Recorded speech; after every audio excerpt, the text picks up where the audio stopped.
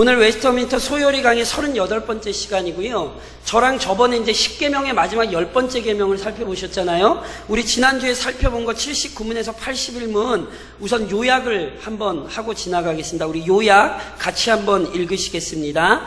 하나님께서는 인간을 오직 하나님 안에서만 만족할 수 있는 존재로 창조하셨습니다. 그런즉 하나님을 떠난 인간에게는 결코 참된 안식과 평안이 없습니다.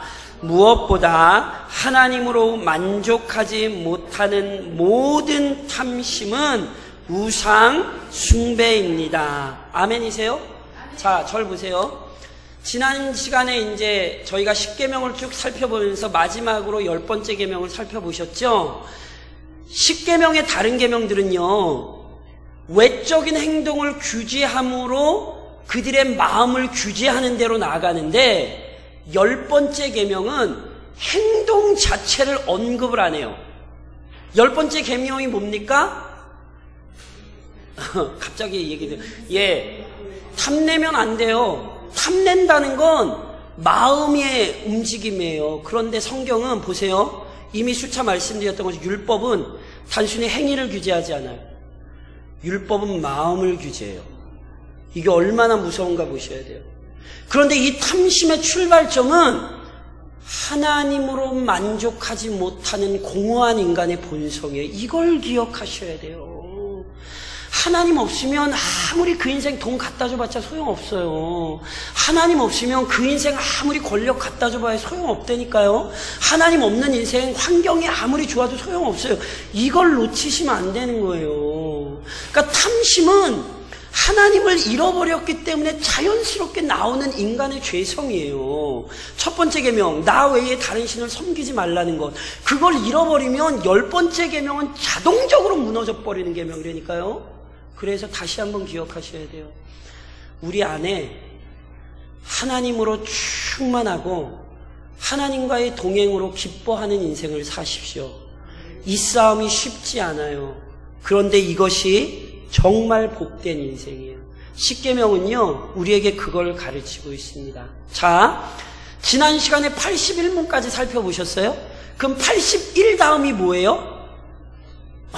뭐긴 82지. 근데 82가 아니라 91이 나왔죠? 지난 오전에 말씀드린 것처럼 이걸 원래 순서대로 조금 나가면 저희가 이제 다다음 주에나 제가 성례에 대해서 이렇게 하고, 그리고 그 다다음 주에 이제 적어도 이제 11월 셋째 주에 성찬 예식을 딱 맞이해서, 이게 저희 보통 뭐라 그러죠? 아달이라 그러나요? 하여튼 그게 원래는 딱 맞는데, 말씀드렸던 건 저희가 이제 우리 돕는 교회 목사님들을 모셔서 설교를 듣는 것 때문에 성례가 그 뒤에 하게 되더라고요. 그래서 제가 이러면 안 되겠다. 차라리 좀 순서를 좀 바꿔서 우리 교인들의 유익을 위해서 성례를 좀 먼저 하는 게 낫겠다 싶어가지고, 제가 원래 2주만으로도 안 되는데, 원래는 조금 더 적어도 3주는 해야 되는데, 어찌됐건 있는 주간이 2주밖에 없어가지고 오늘과 다음 주에 제가 성례를 하는 거예요. 특별히 성례를 그래서 좀 잘 준비하셨으면 좋겠어요. 그래서 오전에 말씀드렸듯이 성례들에 대해서 이해를 못하시면 신앙생활에 굉장히 심각한 타격이 생기는데도 그것 자체를 잘 모르세요. 그래서 저랑 이제 성례에 대해서 이번 주랑 다음 주에 먼저 좀 땡겨서 하겠습니다. 제가 91문 묻겠습니다. 답변하십시오. 91문입니다. 어떻게 성례가 효력적인 구원의 방편이 되는가?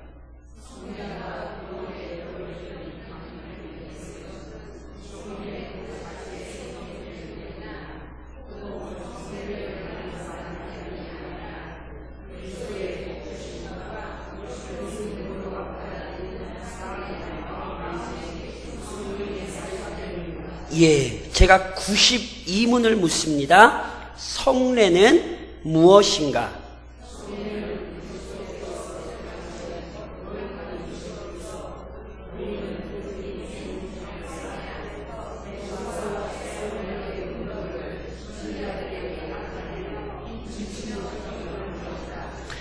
93문을 묻겠습니다. 신약의 성례들은 어떤 것들인가?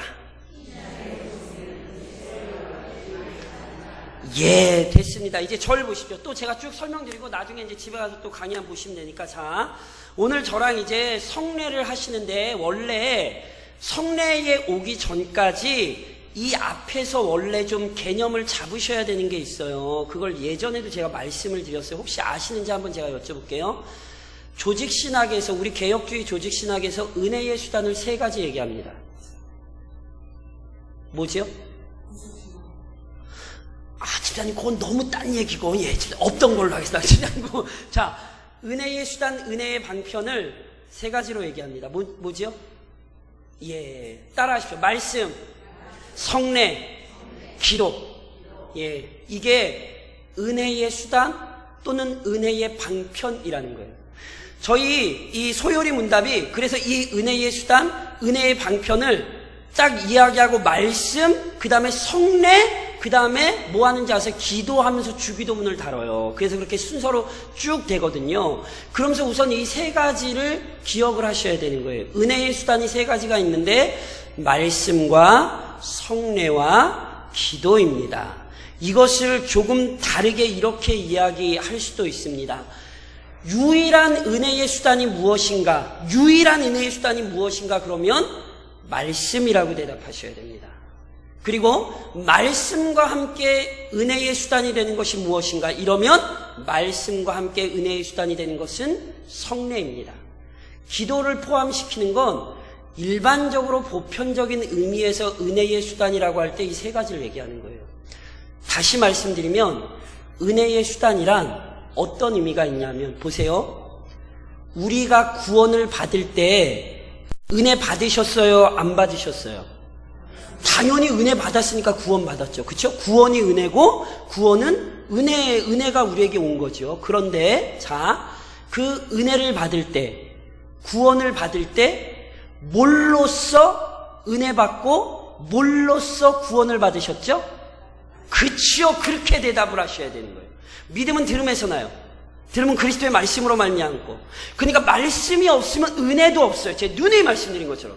그러니까 말씀을 모르면서 은혜 받았다 그러시면 굉장히 잘못 이해하시는 거예요. 말씀도 없었는데 갑자기 우리 오늘 은혜 받았어요. 이거 이단들이에요. 은혜는 철저히 말씀으로부터 와요. 그리고 더 나아가서 말씀으로부터 왔던 그 은혜를 우리 하나님께서 성도들에게 더 견고하게 하시기 위해 주신 방편이 있어요. 말씀으로 구원이 올 뿐 아니라 말씀으로 끊임없이 우리에게 은혜가 오는데, 특별히 성례라는 방편을 통해서 하나님께서 끊임없이 우리에게 은혜를 베푸시는 거예요. 그러니까 성례라는 방편이 중요하겠습니까? 안 중요하겠습니까? 당연히 중요하죠. 그래서 성례라는 방편은 항상 성도들이 굳게 붙들고 있어야 되는, 말씀과 함께 항상 붙들고 있어야 되는 굉장히 중요한 은혜의 원리입니다. 그런데 우리 성례 1년에 몇 번 하죠? 1년에 일반적으로 2번 하죠? 성례가 뭔지 아시죠? 세례의식과 성만찬 예식을 합쳐서 성례라 부릅니다. 1년에 저희 몇 번 하죠? 2번 합니다. 왜 2번 하죠? 신약, 구약. 아니죠? 이러면 이제 이단되는 거예요. 큰일 나요. 이거 잊으세요. 교회의 상황과 형편 때문에 실은 2번을 하는 것이고, 성례는 할 수 있다면, 가능한 한 많이 하면 많이 할수록 좋습니다. 왜냐하면 지금 말씀드렸던 것처럼 말씀만이 아니라 말씀 안에서 은혜를 주는 방편으로 성례가 제정됐기 때문에, 그래서 실은 조금 약한 좀 아쉬움이 좀 있어요. 그러니까 가능하면 성례를 좀 하면 좋을 것 같아요. 저는 그 마음을 항상 좀 가지고 있어요. 그래서 아세요? 이번 주에 저희 노예 모이잖아요. 노예 모였잖아요. 노예 목사님들 모이면 1부 예배 드리고 그 다음에 뭐 하는 줄 아세요? 2부로? 성찬해요. 모든 노예 일을 치리하기 전에 모든 목사님들, 장로님들 먼저 기억해야 되는 사실이 있는 게 성례란 말이에요. 그게 없이 기독교 신앙은 존재할 수. 그러니까 회의보다 뭐가 중요해요? 예배드리고 성찬이 중요해요. 그게 원래 기독교 신앙이에요. 그래서 실은 저희도 가능한 한 할 수 있다면 성례를 좀 많이 하면 좋습니다. 교회가 크면 성찬식을 한 주에 하루에 1부 예배, 2부 예배, 막 3부 예배 또는 뭐 4부 예배, 뭐 청년 예배 이렇게 하죠. 그때 그 교회 계세요? 1부에 성찬 떡 받았어요? 2부에 받으면 돼요, 안 돼요? 제가 보세요. 이런 분들이 있잖아요. 2부 예배 참석해서 3부 예배 참석 받으면 돼요, 안 돼요? 그렇죠. 제가 말씀드려요. 성찬은 많이 하면 많이 할수록 좋은 거예요. 그래서 실제로 저희도 좀 앞으로 성찬을 좀 할 수 있다면, 교회가 상황과 형편이 허락된다면 많이 할 수 있는 방향으로 나아갈 것입니다. 왜냐하면 지금 말씀드린 건, 그래서 이 성례 예식을 잘 하셔야 돼요. 이건 하나님께서 친히 그의 성도들에게 은혜를 주시기로 작정하여 세우신 방편이에요. 그러니 이것이 얼마나 은혜가 되겠습니까? 그래서 실은 진짜로 할 수 있으면 할 수 있는 대로 하시고 굳게 붙드셔야 돼요. 보세요. 이게 중요함이 이렇게 드러나요. 카톨릭은 성례를 7가지를 결정을 해요. 그래서 제가 교환에도 있는데 세례는 뭐냐면 우리 물세례 아시는 거 그것과 똑같아요. 견진이라고 하는 것은 세례를 받은 사람에게 그의 신앙의 성장을 위하여 또 행하는 게 견진이에요. 고해는 뭔지 들어보셨죠? 신부 앞에 가서, 사제 앞에 가서 자신의 죄를 고하고 사함을 받고 그에 따른 보속의 행위를 받아가지고 그 행위를 하는 거예요. 율법주의예요. 완전히 율법하고는. 자, 성체 성사라고 하는 것은 그 성체 어디 있죠? 성체, 넷째, 성체 성사라고 하는 건 역시 마찬가지예요. 이 사람들에게 있어 신앙의 성장과 아닌데 하나 둘 셋 넷 다요 성체 성사 이게 그쵸? 신앙의 성장과 관련하여 역시 하는 것이고, 종부 성사는 우리말로 얘기하면 임종 예배라고 생각하시면 돼요. 성품 성사는 성직자들 세울 때 하는 게 성품 성사고요. 혼배 성사는 우리 얘기로 하면 결혼 예식이라고 생각하시면 돼요. 그래서 캐톨릭은 7가지 성례가 있거든요. 당연히 잘못됐습니다. 세례와 성찬 외에는 실은 성례가 없습니다. 그러니까 5가지는 성경적인 근거로서 행해지는 성례가 아닌 거예요. 반면 구세군 아시죠? 구세군은 성례 자체를 인정을 안 해요. 그래서 그 사람들은 성례 예식을 거행을 안 해요. 그러니까 캐톨릭은 5가지를 더 했다면 구세군은 성례를 아예 빼버렸어요. 둘 다 문제인 거죠. 왜냐하면 분명히 하나님의 말씀에 덧붙여도 안 되고 빼도 안 되잖아요. 그러니까 캐톨릭은 더 했고 구세군은 빼버렸어요. 다시 한번 말씀드리지만 우리는 친히 주님께서 정하신 2가지만 성례로 인정합니다.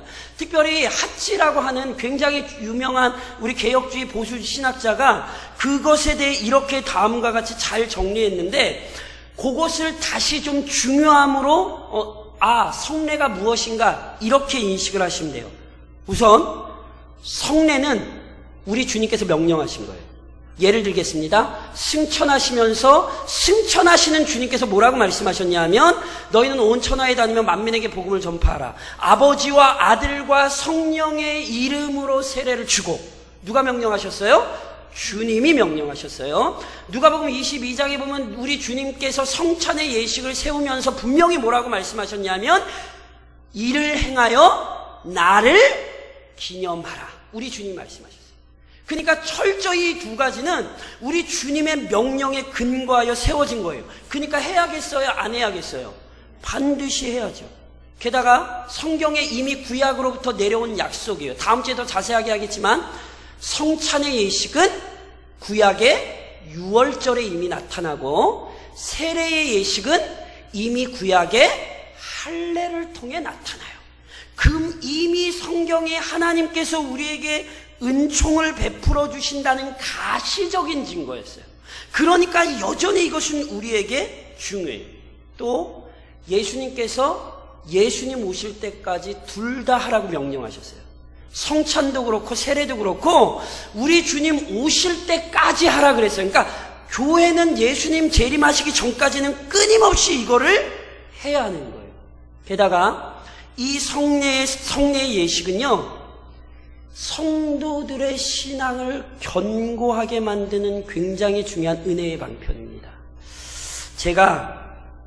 저에게는 제가 누구보다 성례의 확신을 하는 굉장히 중요한 이유가 있습니다. 그게 뭐냐면, 저는 모태신앙인데 저희 아버님, 어머님께 부모님께서는 저희 어머니가 죽을 병 걸렸다가 살아나시면서 예수를 믿기 시작해서 처음으로 신앙생활을 하셨던 교단이 성결교단이에요. 그래서 저희 보통 얘기하는 뱃속에서부터 저희 누나를 낳고 나서 예수를 믿으셨거든요. 그래서 저희 형이랑 저는 뱃속에서부터 실은 모태신앙으로 저희가 그렇게 했는데, 그런데 성결교단은 알미니안 교리에 근거한 교단이라서 유아세를 인정하지 않습니다. 그러니까 저희 부모님이 처음에 신앙생활했던 성결교단에서 제가 태어났기 때문에 저는 유아세를 받지 않았어요. 그래서 저는 당연히 나이가 돼서 세례를 받았잖아요. 근데 그 나이가 돼서 세례를 받을 때가 중3 때인데 저희 아버님이 목회하실 때 저희 아버님에게 저는 세례를 받았습니다. 저는 아직도 제가 세례받던 날의 기억을 잊지 않고 있습니다. 그날 평생 살으며 눈물 흘린 것보다 세례받으며 더 많은 눈물을 흘렸던 것 같아요. 그 한 주간이 제게는, 그 세례를 받기 한 주간이 제게는 얼마나 영광스러운 마음의 경험과 영적인 능력이 경험됐는지 몰라요. 그게 은혜의 수단이며 은혜의 방편인 거예요. 그래서 저는 제 그때 기억이 너무너무 감사해요. 왜냐하면 그게 실제로 은혜를 주며 내 신앙을 견고하게 하는 방편이라는 사실을 제가 그땐 너무너무 깊이 체험했거든요. 예수를 믿었나요? 안 믿었나요? 예수를 믿고 있었죠. 그러나 예수를 믿는 하나님의 백성에게 이 세례의 예식이 더 풍성한 은혜를 가져오는 방편이 되는 거거든요. 다들 혹시 성찬의 떡을 드시며 눈물을 흘리며 그 떡과 잔을 받으신 기억들이 아마 있으실 거예요. 그게 없다고 해서 잘못된 건 아니에요. 그러나 그렇게 눈물을 흘리며 떡과 잔을 받는 경험들을 우리가 하죠. 이게 분명히 뭘 입증해요? 떡이 맛있어서 그랬어요? 포도주가 달아서 그랬어요? 아니잖아요. 그 예식이 실제로 우리에게 능력을 주잖아요. 그러니까 이게 은혜의 방편인 게 맞는 거예요. 그러니까 성례를 이렇게 은혜의 방편으로 누리지 못하는 건요, 굉장히 불쌍한 겁니다. 성령께서 친히 그것을 통하여 은혜를 주시기에 실은 우리는 그래서 그를 날마다 사모해야 되고 그 방편에 믿음으로 동참해야 돼요. 그때 실제로 이런 은혜가 체험이 되는 거예요. 물론 성례에 관하여 좀 아실 때 기억하셔야 될 게 있어요. 자, 성례가 실제로 우리에게 은혜를 가져다 주는 이유는 그 성례를 집행하는 사람이나 또는 어떤 성례의 예식 자체가 힘이 있기 때문이 아닙니다. 쉽게 설명드리면 성례는 우선 합법적인 목사에 의해 집례가 가능한 거거든요. 그러니까 합법적인 목사가 아니라면, 교역자가 아니라면 성례 집행할 수 없어요. 실제로 우리 교단에서 수많은 여자 선교사님들이 총회에 좀 이렇게 청원을 한 게 있어요. 여자 선교사님들이 사역지를 나가서 선교를 막 해서 성도들을 만들어냈어요. 그러면은 말씀만 가르칠 뿐 아니라 뭘 해야 되냐면 세례를 줘야 되잖아요. 근데 여자 선교사님이 세례를 줄 수 있습니까? 없습니까? 모르세요? 여자 선교사님이, 우리 교단 여자 선교사님이 세례 줄 수 있습니까? 못 줍니다. 그쵸, 못 줍니다. 그러니까 총회에 청원을 한 거예요. 이거 우리도 여성 목사 한 수 좀 주고 우리도 여자 이렇게 세례 줄 수 있게 해달라. 우리 교단에서 그러시면 약간 좀 곤란합니다.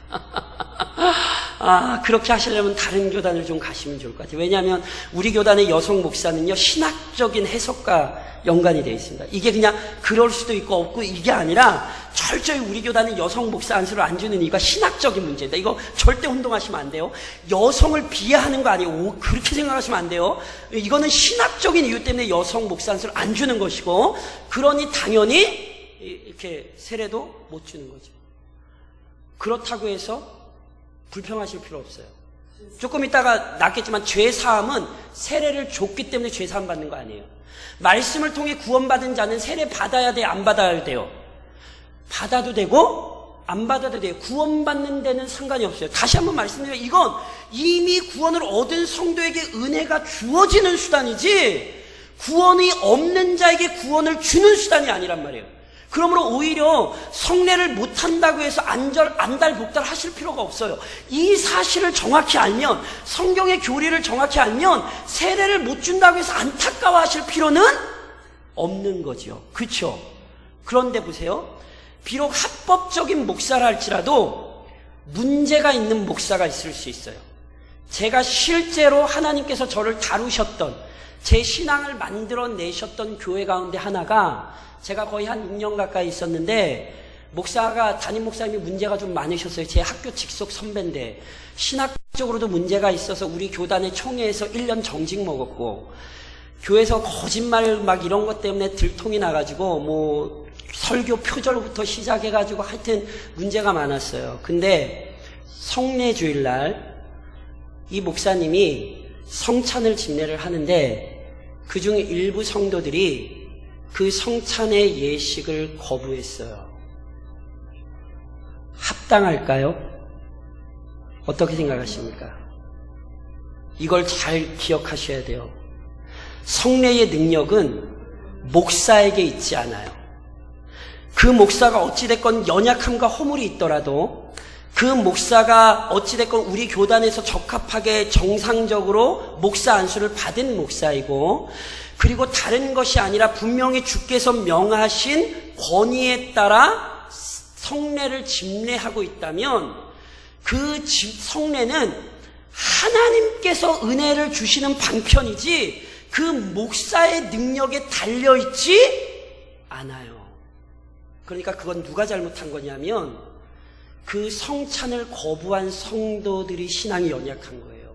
그랬으면 안 되는 거예요.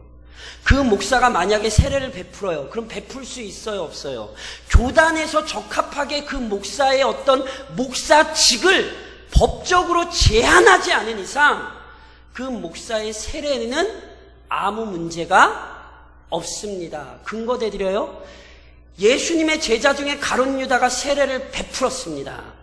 예수님께서 그 세례를 막지 않으셨습니다. 잘못됐다고 얘기하지 않으셨습니다. 마지막 만찬 자리 가룟 유다가 참석했고 또 받았습니다. 그러니까요, 이 부분이 절대 혼동되면 안 돼요. 여전히 교회 안에서 아픔이 있는 교회들이 실제로 이런 일들이 일어나요. 나는 저 목사한테 세례 안 받겠다. 나는 저 목사한테 안수 안 받겠다. 나는 저 목사가 성찬하는 거라면 나는 안 하겠다. 둘 다 문제예요. 어떤 의미에서 보면 그렇게 평을 받았던 목사님도 부족함이 좀 있는 거고, 그런데 어찌됐건 정상적인 목회자가 집례하는 성도, 성례를 거부하는 성도들 역시 그것은 개인적인 목사와의 관계가 아니라 하나님께서 세우신 질서를 부인한 게 되는 것입니다. 실제로 이게 왜 중요하냐면 제가 말씀드린 것처럼 이런 걸로 교회의 문제가 비일비재하게 발생을 하기 때문이에요. 제가 이미 경험했고, 그러니까 앞으로는 절대로 그러한 일들이 없으시도록 하셔야 돼요. 성례의 권위는 사람이나 어떤 형식에 있는 것이 아니라 그것을 세우신 주님께 있다는 사실을 인식하셔야 합니다. 그래서 그것이 성례가 실제로 이렇게 집행될 때 그 모든 것을 통하여 은혜가 수여되는 거죠. 그래서 종교개혁자들이 성례를 뭐라고 표현했냐면 보이는 설교라고 표현을 했어요.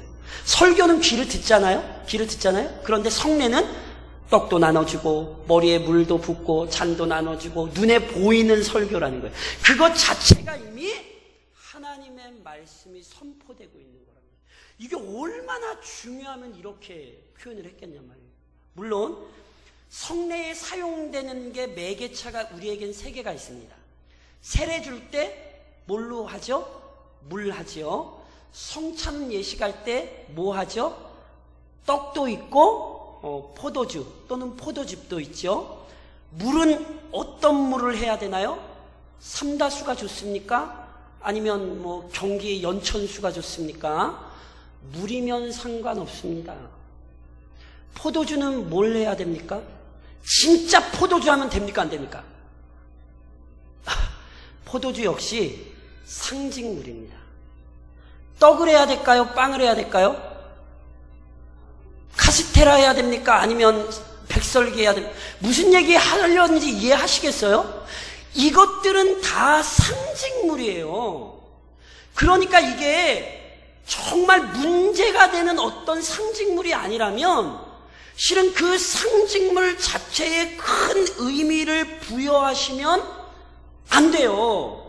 문제는 그럼에도 불구하고 교회 안에서 상징물 자체에 목숨을 걸었던 예들이 비일비재해요.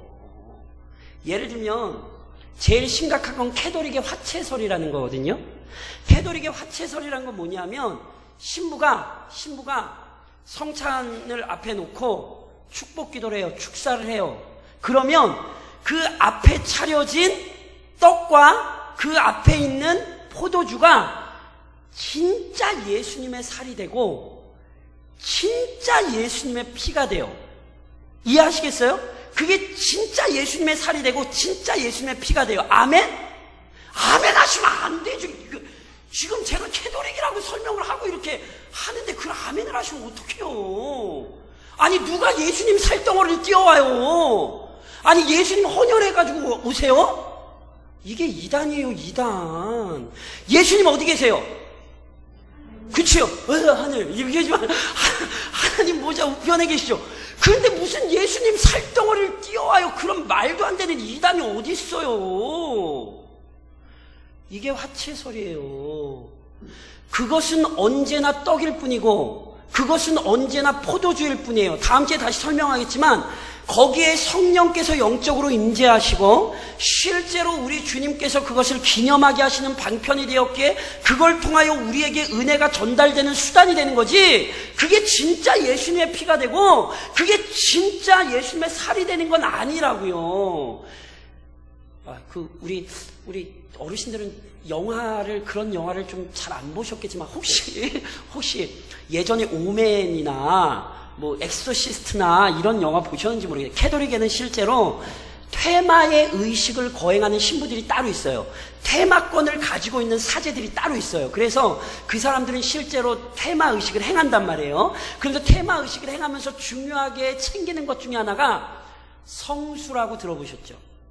성당 앞에 가면 앞에 이렇게 물 담아놓고 이렇게 머리 찍고 들어가죠. 함부로 찍으시면 안 돼요. 그 성수예요. 막 벌컥벌컥 큰일 나요. 성수예요. 성수. 귀신 나타나면 그거 막 성수 뿌리죠. 그럼 막 귀신 막 그런 게 있어요, 없어요? 물은 물이에요. 그런데 이런 오해가 그대로 개신교 안으로 들어왔어요. 성찬하다 남은 포도주 어떻게 해야 됩니까? 성찬하다 남은 포도주 먹으면 됩니까? 안 됩니까? 먹어도 됩니다. 성찬하다 남은 떡 먹어도 됩니까? 안 됩니까? 드셔도 소화 잘 됩니다. 성찬 기구 목사나 장로 외에 만지면 됩니까? 안 됩니까? 만져도 됩니다. 이런 오해가 왜 나왔는지를 우선 기억을 하셔야 돼요. 우리 믿음의 선배들은 성찬 예식을 정말 은혜롭게 경건하게 준비하고 싶었어요. 그래서 그 성찬 예식을 경건하게 준비하기 위해 특별한 분들이 성찬식에 드릴 포도주만 따로 담갔어요. 교회는 절대로 그거를 다른 데 사용하지 않고 구별시켰어요. 구별. 이거 잘 기억하셔야 돼요. 하나님께서 구별하신 예식을 위해 따로 구별하신 거예요. 좋은 거예요? 나쁜 거예요? 좋은 거죠. 이건 물려받으셔야 돼요. 이건 신앙의 경건이에요. 우리는 성찬 예식을 함부로 하지 않겠다는 거예요. 우리는 그 예식의 거룩성을 알고 그 예식이 얼마나 신령한 줄 알기에 우리는 그것을 소홀히 대하지 않겠다는 거예요. 물려받으셔야 돼요. 굉장히 중요한 거예요. 아무거나, 그냥 아무거나 해. 아예 빵집에 가서 아무거나 사다 써. 이러시면 안 돼요. 왜냐하면 이것은 은혜의 예식이기 때문에 그래요. 그래서 우리 믿음의 선배들은요, 그걸 그만큼 1년 동안 그것을 집에서 잘 관리하고, 그래서 그것을 특별히 관리했던 분들이 따로 정성스럽게 교회 앞에 들여서 사용을 한 거예요. 떡도 마찬가지, 함부로 하지 않았어요. 저 예전에 권사님들 하시던 거 기억해요. 그 떡 위에서 얼마나, 빵 하나 만드는 것도 얼마나 하는 거 막 모여서 권사님들 기도하고, 전 많이 봤어요. 그게 잘못됐어요? 아니에요. 그게 믿음이에요. 왜냐면 이게 얼마나 거룩한 줄을 알기 때문에 함부로 하지 않겠다는 거예요. 그것도 빵 딴 데서 안 됐어요. 교회 와서 했어요. 왜냐면 딴 데서 막 사오지도 않고. 이건 잘못된 거 아니에요. 이건 너무너무 거룩한 거예요. 이거 요즘 젊은 사람들이 본받아야 돼요. 그거 하나를 위해서 얼마나 큰 정성을 들였는지 실은 젊은 사람들 본받아야 돼요. 교회를 얼마나 사랑하고 그 예식을 얼마나 우리 믿음의 선배들이 사랑했는지 그 젊은 사람들이 반드시 본받아야 돼요. 그런데 너무 벗어나도 안 되는 거예요. 그렇게 거룩하게 준비하고 마음과 정성을 준비한 것까진 좋은데 마치 캐도릭이 범했던 오류처럼 그것 자체가 거룩하다라고 착각을 하신 거예요. 이건 이러시면 안 되는 거예요. 이건 이러시면 안 돼요. 그건 언제나 떡이고 그건 언제나 포도주예요. 성찬 예식 금으로 해야 돼요? 동으로 해야 돼요? 뭘로 해야 돼요?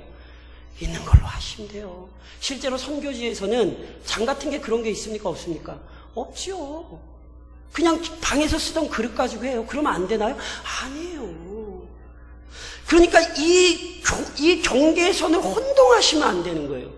그것이 어떤 그 자체가 우리에게 능력이 되는 게 아니라 말씀대로 수행되는 예식 안에서 성령께서 은혜를 주신다는 사실을 기억하셔야 돼요.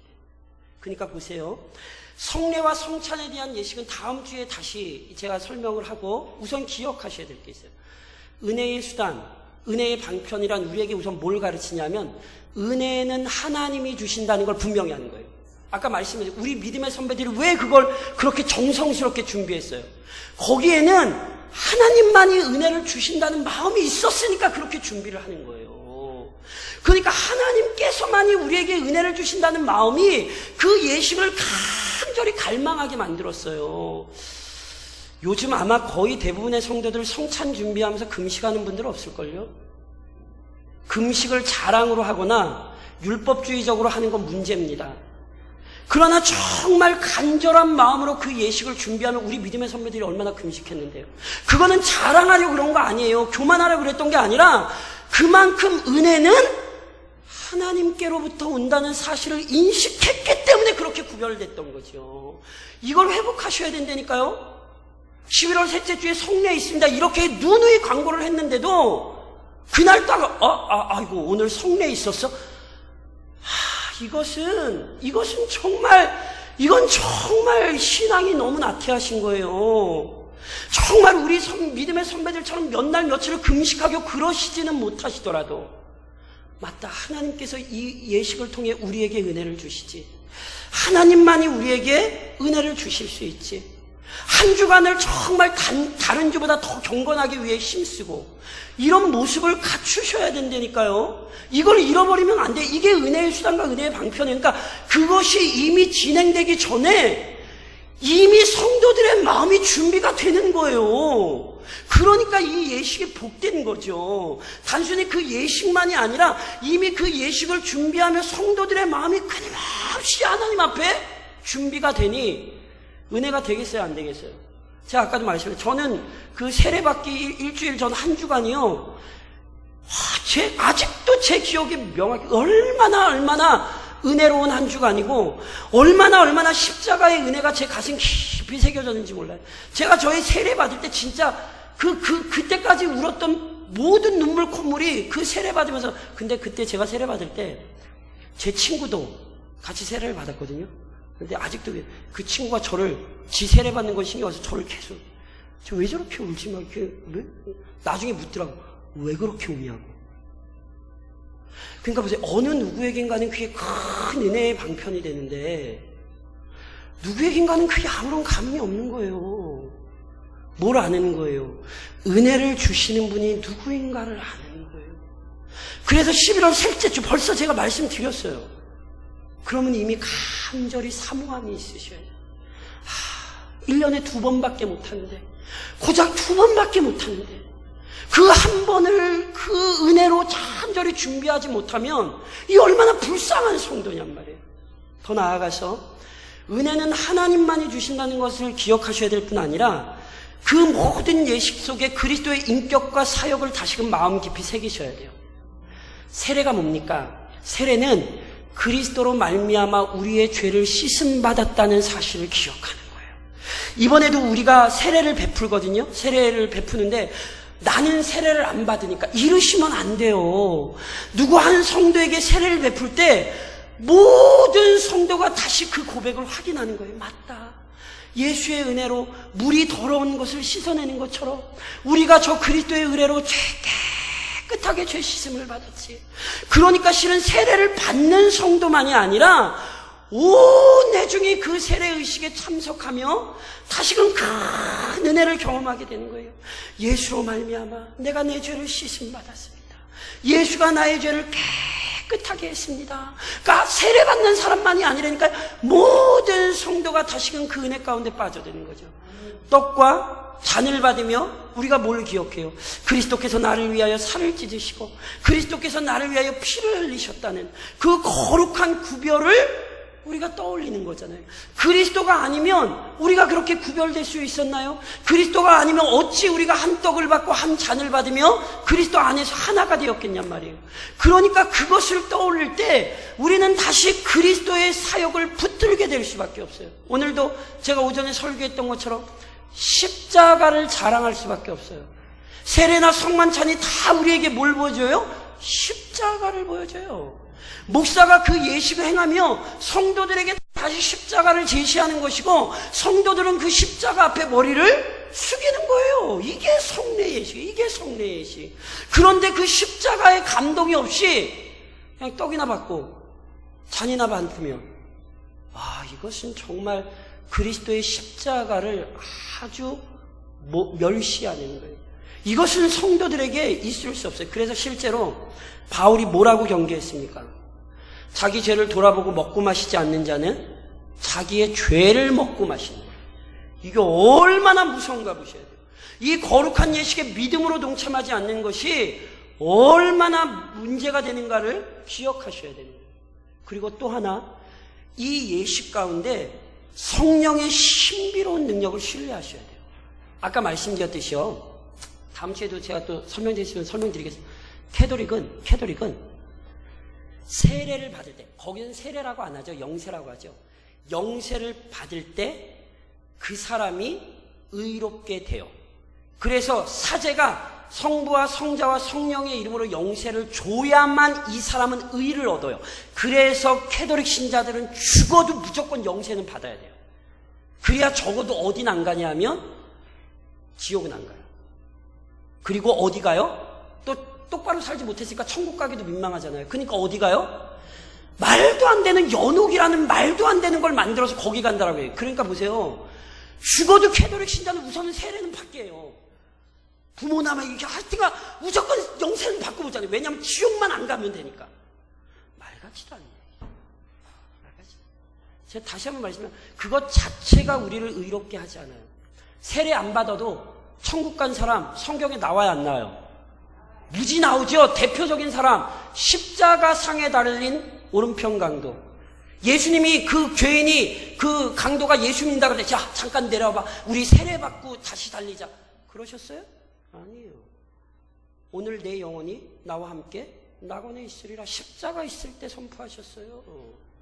그러니까 다시 한번 말씀드리지만 이거는 예수를 안 믿는 사람들에게 실은 의미가 없어요.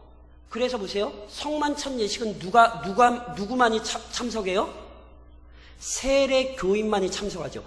이건 차별이 아니라 성별이에요. 예수가 나를 위하여 피를 찢으시고 살을 찢으시고 피를 흘리셨습니다라는 고백이 없는데 무슨 그 성찬을 받냔 말이에요. 그래서 이건 차별이 아니라 성별이에요. 이것은 철저히 성령께서 그 믿음으로 나오는 자들에게 은혜를 주시는 거지, 아무 생각 없이 그냥 그 예식에 동참한다고 구원받고 은혜 받고 그렇지 않아요. 그러니까 보세요. 깨어서 준비하셔야 되는 거예요. 성령께서 실제로 우리 가운데 역사하셔서 은혜를 베푸시기를 간절한 마음으로 간구하며 그 예식에 동참을 하셔야지. 다시 한번 말씀드리죠. 아이고, 오늘 성찬 있었네? 이거 이러시면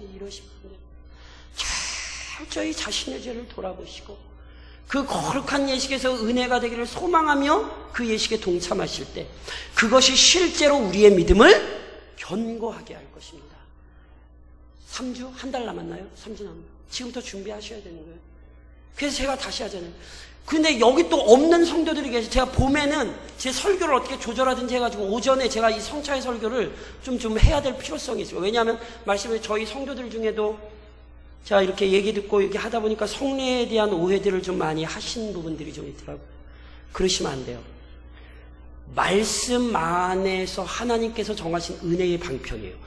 종교개혁자들끼리도 우리 개혁교회 안에서도 성례 때문에 의견이 나눠질 정도였어요. 그러니 이게 도대체 얼마나 중요한 예식입니까?